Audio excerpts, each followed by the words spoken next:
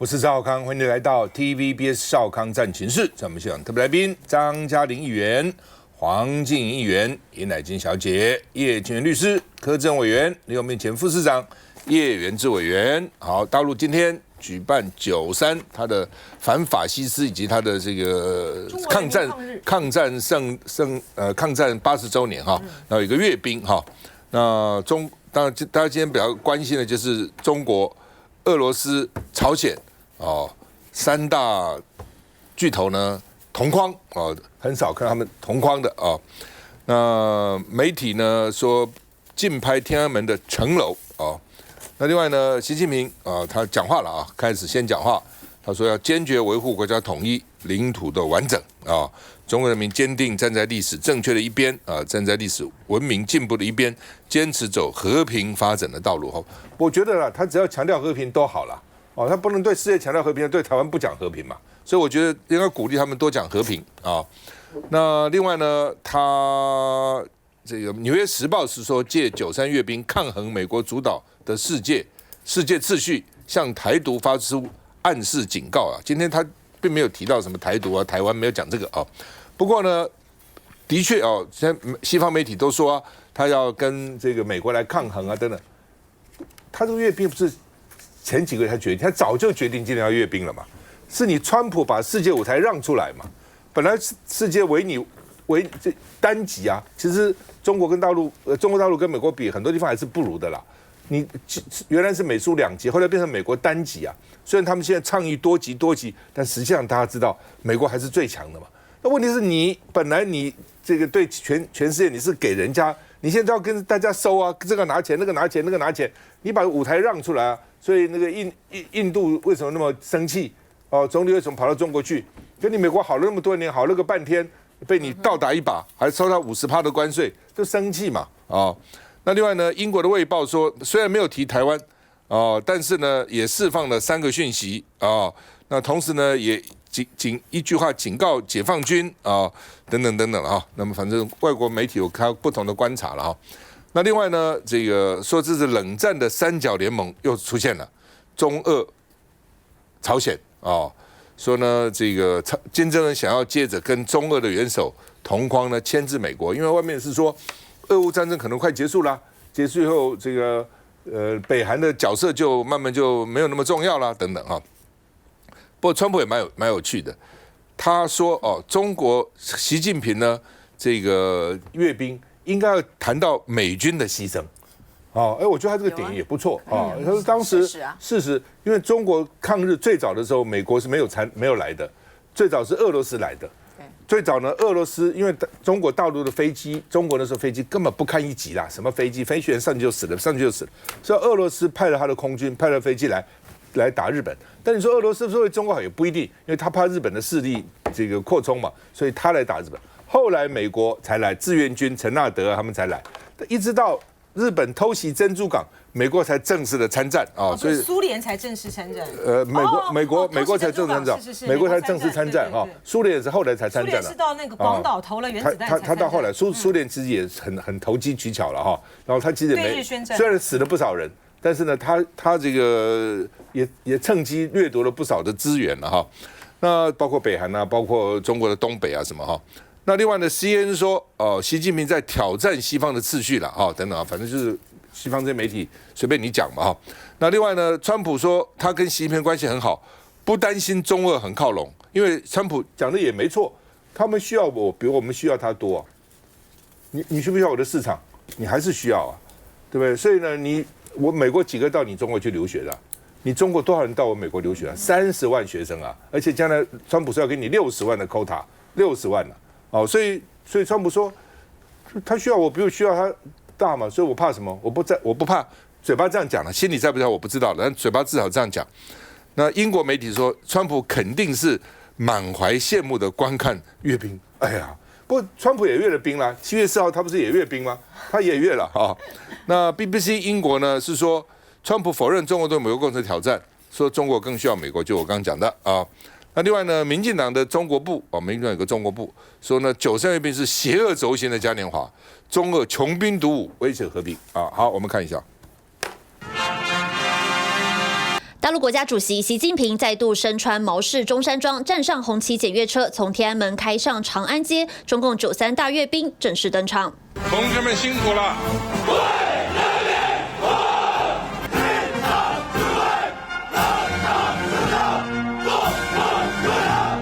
习近平乘车检阅海陆空部队各式战车武器，一一亮相。在天安门城楼上发表演说时，习近平强调要打造一流军队。中国人民解放军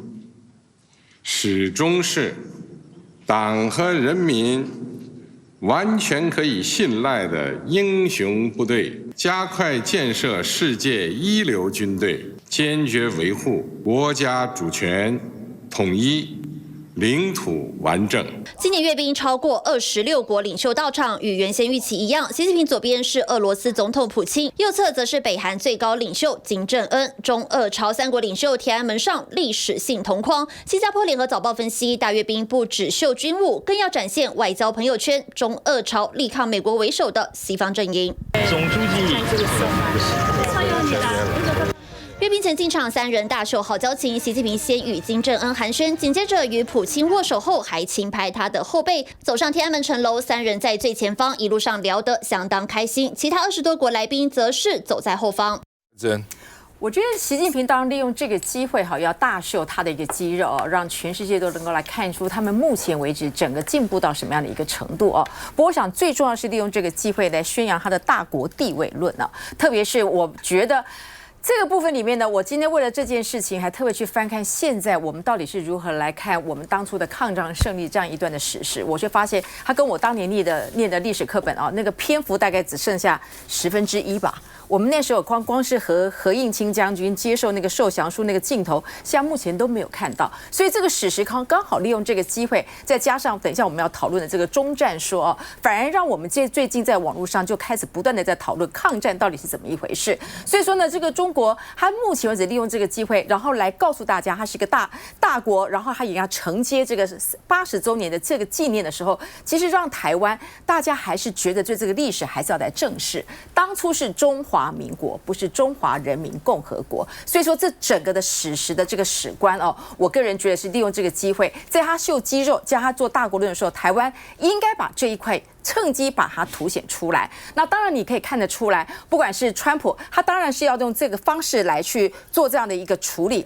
因为呢，川普他目前看到他最大的一个普丁跟这个金正恩，当然大家都会开始担心说，是否他们这些轴心国会联合起来对美国会有个什么样不一样的一个做法。但诚如刚刚主持人已经特别提到了，目前大家都还是需要美国，它这个市场还是以它为中心。但是呢，如果你在这个过程当中没有释放出更多对这些轴心国一个或是同盟国一个这么样的一个更多的一个利益的话，你难免你看今天去参加的都是一个属于比较是共产，然后呢是跟大陆需要透过经济来彼此连接的这些国家。所以习近平只是很想展现他的大国，不管是他对于未来的过去的史实所呈现的一个诠释，但是参加的人都还是属于跟他关系密切的，很难去说服全世界，在这个80周年纪念当中，他是可以主导过去跟现在或未来可以主导的，因为毕竟大家对的这个史实的诠释是很不一样的。但是我只能说，川普目前看到这样的一个状况呢，因为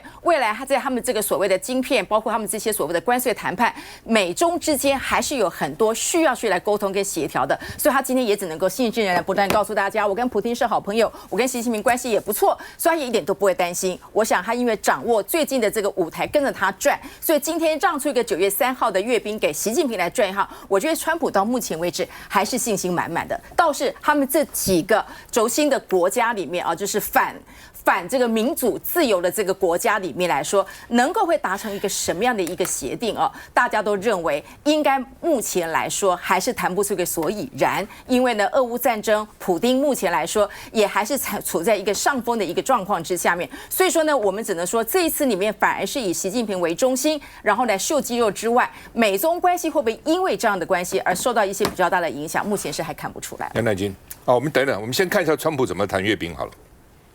China's having a massive military parade that President Putin and Kim Jong-un will be attending. Do you interpret that as a challenge to the US? And are you concerned at all about those countries trying to be some sort of counterweight? Not at all. China needs us and have a very good relationship with President Xi, as you know. but China needs us much more than we need them. No, I don't see that at all. No.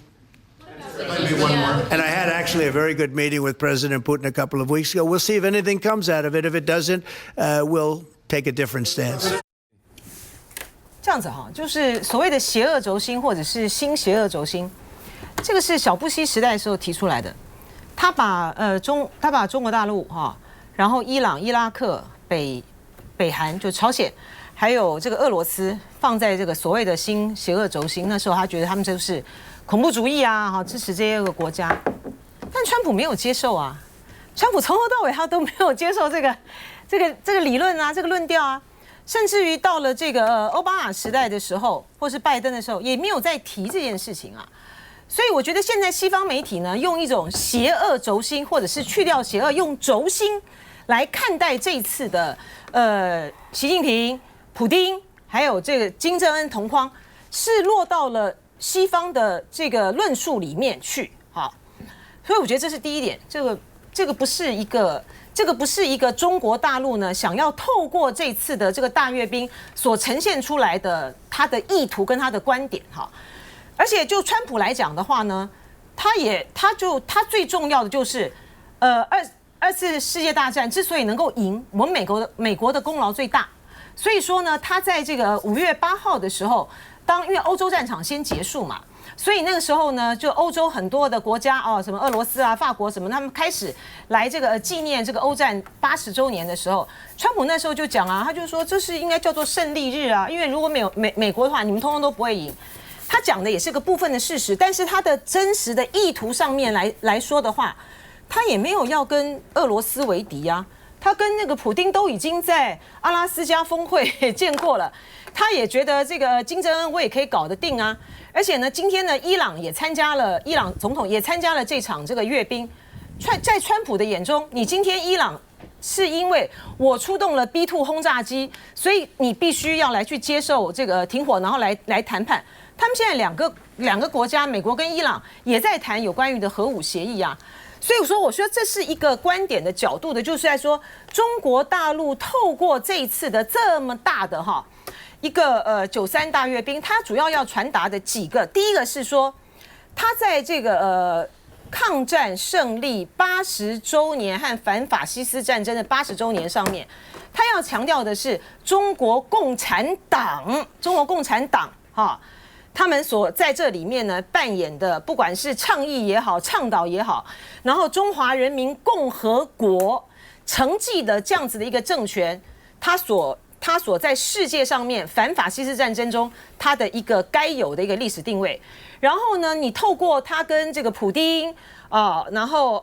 金正恩，还有很多东协的国家的元首也都去了，这些是来告诉他现在是要建立一个在这个新世界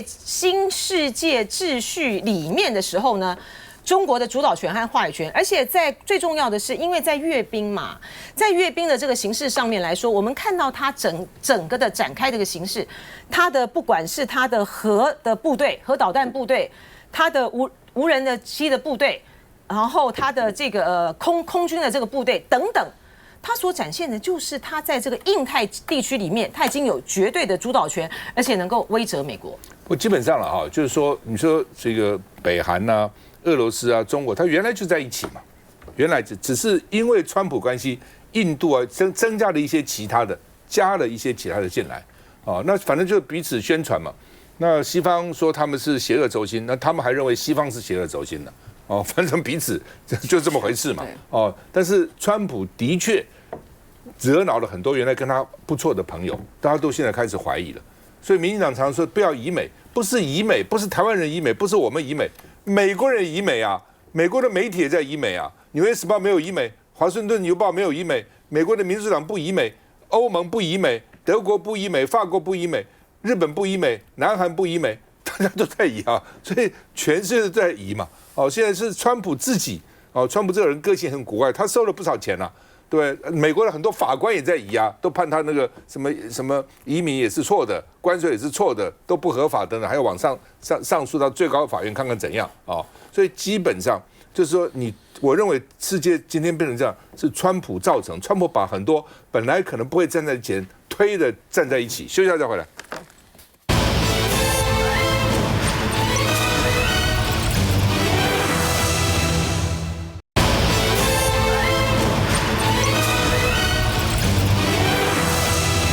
好，赖清德主持忠烈祠的秋季，他们有大概有不同的季，春季、秋季。有唱国歌因为一定会唱国歌，但是说大家都注意他开口没有，说他没开口啊。那说呢，韩国瑜呢唱很大声，唱好唱满大家都反正就注意着，就是说本来是不值得注意的，但是呢，他就是要注意。你讲了几次中华民国啊？你讲的只是台湾啊？你唱了国歌没有啊？因为你越不讲越不唱，大家就越注意那这个抗战今年是80年嘛昨天其实9月2号是日本递降书了降书了投降文书。那今天是军人节嘛是吧？那本来是1955年的时候政府才定今天是军人节，因为原来空军有空军节，海军有海军节，陆军有陆军节，太多节了，所以1955年定。所以这个93军人节不是在大陆时候定的，在台湾中华民国政府到台湾来才定的那因为赖清德始终只讲中战没有讲抗战所以呢，大家又认为说，那怎么回事？因为中战日本人讲，日本人怎么会讲我去侵略别人？日本人就说，哎呀，战争结束了，战争就这从日本的角度在讲中战。那从大陆的角度呢，是日本去打大陆嘛，这是一个事实南京大屠杀这是真的所以对中国来讲，它是抗嘛，抵抗你来入侵我嘛，所以叫抗战。所以你在不同的角度，你用的用语就不一样了那另外呢，这个赖清德今天暗批中共的93阅兵了，说台湾不会拿枪杆子来纪念和平了所以你搞阅兵什么意思要展示你的这个军容很壮盛，是不是那是每次阅兵都会有这样的争议。川普7月4号在美国办这个国庆阅兵的时候，也有人赞成，也有人反对了这个反正那。基本上，其实对一个国家来讲，如果他没有战争，有战争也不必阅兵的，战场就是最好的这个检验的地方。那没有战争，就靠阅兵来表示他的这个也是一种训练，军事训练的一个结果的展现了。还有武器哪些武器？但是不是所有的新武器都展现也不一定，有些武器不给你看那另外呢，这个。纪念抗战80周年，管中闵最近是很认真的他办那个什么那个照片展等等一堆座谈会等等那他说，因为民进党政府不作为嘛，主政者没有真正的台湾意识你以为说你很有台湾，实际是没有的，因为台湾是被日本殖民的，就韩国被日本殖民35年，韩国人到现在不会忘掉的那如果你说因为台湾那个时候是日本殖民地，所以我抗什么战呢？我是根本就打你的。我台湾兵还被征调到南洋去的，所以我的角色不同。那这样呢？那南韩呢？那南京也被占很久了，东北占很久了。那他们现在都不需要都不需要举办这个纪念活动嘛？不能这样讲嘛？你被占是你自愿被占还是被迫占的？甲午战争才一直把你割掉，那这还是一个战争的结果嘛？就跟香港一样嘛，对不对？他战争的结果打输了割掉嘛？当然割掉是很不应该的，所以说不应该说你不应该因为战争要我的领土，就像你现在说俄罗斯要乌克兰领土是不对的，你会觉得它是对吗？你怎么可以用军事来强占人家的领土呢？但是历史就是这样，我们看一下。93军人节，总统按往例担任主祭官。相较立法院长韩国瑜、监院副院长李鸿钧，总统的国歌唱得很低调。结束祭典，总统也跟彝族致意，有些人甚至还聊不少。只是聊天内容会不会跟抗战胜利纪念有关呢？毕竟这一天也是对日抗战胜利的80周年纪念日。但有人不满，总统只提中战，未提抗战。因为主政者没有国家认同，没有民族气节，甚至没有真正的台湾意识。他们的心态是不是可悲？他们的行为是不是可耻？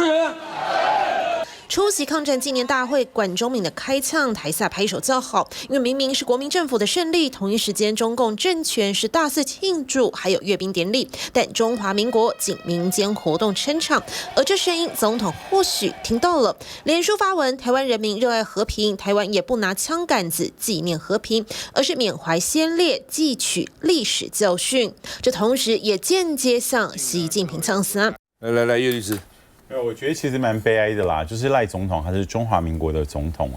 可是他其实他没有在谈我们中华民国抗战胜利，然后他用的是日本的中战啊。那你把自己战胜国跟战败国的地位做混淆，这是非常令人伤心的啦。那当然，很多人也批判说，像洪秀柱前主席啊，去对岸参加阅兵的仪式，我们也觉得非常的不妥当。那但是反过来说，我们就觉得很遗憾，说为什么中华民国政府自己不办庆祝的活动？好像我就看到说，联合报就在批评啊，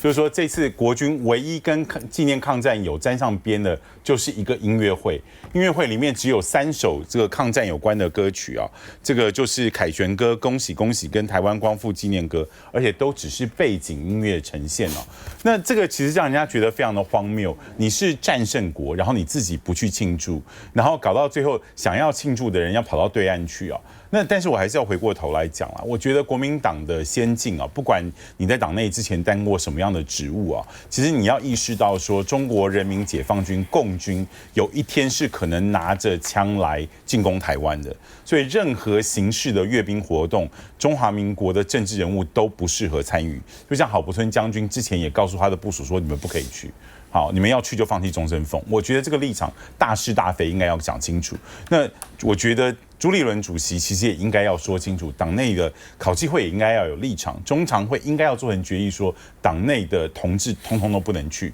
好，国民党应该有一个明确的立场，我觉得这样会比较清楚。好，来永平，我觉得赖清德这次确实他在大罢免大失败之后呢，其实很多的表现都很不合格。那但是时间一天天过哦，那他还是不得不一直面对很多对他的核心支持者跟全部广泛的中华民国国民的一些落差。我觉得这个反映在到底你可不可以讲对日抗战胜利这件事情呢，在赖清德身上就出现矛盾，因为大家都知道，其实台独主义者在台湾始终是很小的一群人，并不是大宗。可是偏偏赖清德呢，是从这样子的人群的基础支持起来的。所以他为什么去忠烈祠？他没有办法唱国歌，那也是他长期的在台独阵营里面的一个习惯。也就是说，他们到现在呢，没有办法真心的认同中华民国。可是你不认同中华民国，你却背负着说啊，我是中华民国的总统，我是中华民国的领导人，我要带领中华民国这个国家的时候，你就出现了种种的矛盾。而这个矛盾呢，我觉得他这次在没有办法说抗战胜利，而说中战的问题上呢，其实更愧对于他3军统帅的职务。我们今天在讲的还是我们一般民众老百姓的心态。可是军方的反弹有多大？因为很简单，今天我们都在讲，今天9月3号叫93军人节，刚才赵先生也讲了那个由来。中国93军人节并不是中国大陆发明的节日，它是承袭当时中华民国对日抗战打败日本成功之后，他去继承了这个事情，那他也同时的继承了这个9月3号的这个纪念日，那对台湾来讲，对中华民国来讲，我们更应该敲锣打鼓的，因为这个是中华民国的军人所创造的成绩。好，那大家说，那时候中华民国的军人是不是都过世了？可是现在在国军里面的，不管他去做将领的、做一般兵的什么，有多少是出自军人家庭？大家知道，军人是一个很一脉相承的。像我爸爸是空军，结果他的这个同学同事里面，好些后来他的家人也做飞官啊。那像我们家庭，我舅舅就因为受我爸爸的影响，他也去做空军。所以对于他们来讲，对日抗战的这个事情是写在家族史里面的，是祖父的荣耀，是父亲的荣耀，是叔叔的荣耀，是伯伯的荣耀，对不对？是非常艰苦卓绝的一辈的人对他这个家庭的感受。结果呢，到了台湾，到在中华民国的土地上哦，